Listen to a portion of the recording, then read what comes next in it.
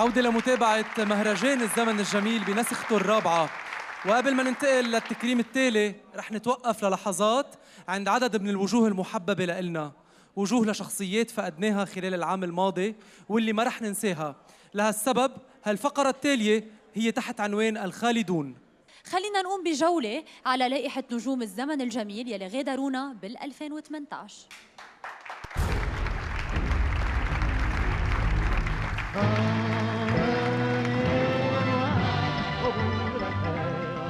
Emmenez-moi au pays des merveilles, il me semble que la misère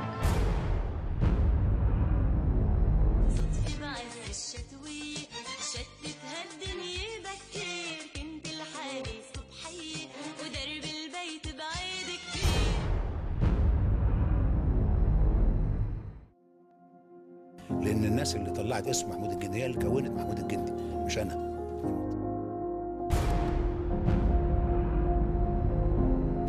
لما بكون عم بكتب عنه عم بوصفه كأنه عم خلفه في ولادة جديدة مع كل إنسان، مع كل موسيقي، مع كل رسام عم بيشتغل. يابا والناس لو تسألني عنك شردة جاوبهم مش أقول يا ويل قلبي. دائما أقول أرجو أن أكون مستحقة هذه الحياة التي سعيت أنا بكل الجهد لأجعلها حياة مثمرة من خلال الكلمة.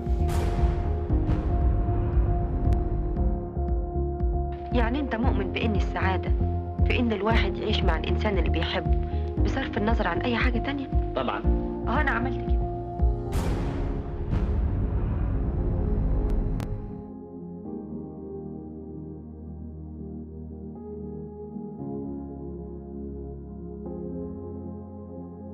ما حدش بيموت ناقص عمر، خليك مؤمن.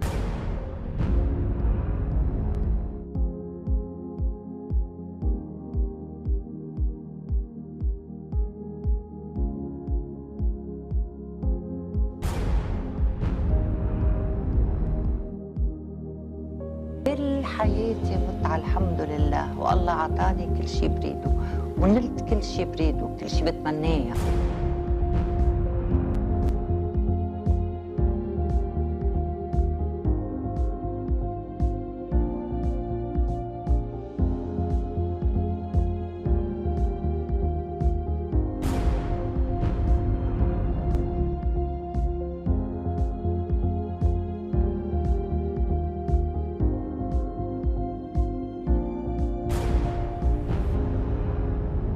حطيت عيني على الفيزور غير دنيا. أنا فت جوا بالكادر والكادراج بيزبط معي بنتعيش. كاس الجميع.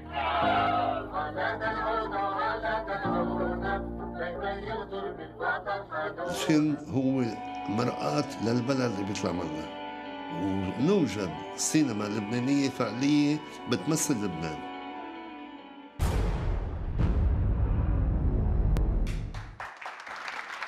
في مثل فرنسي بيقول الموتى هن الأشخاص اللي مننساهم.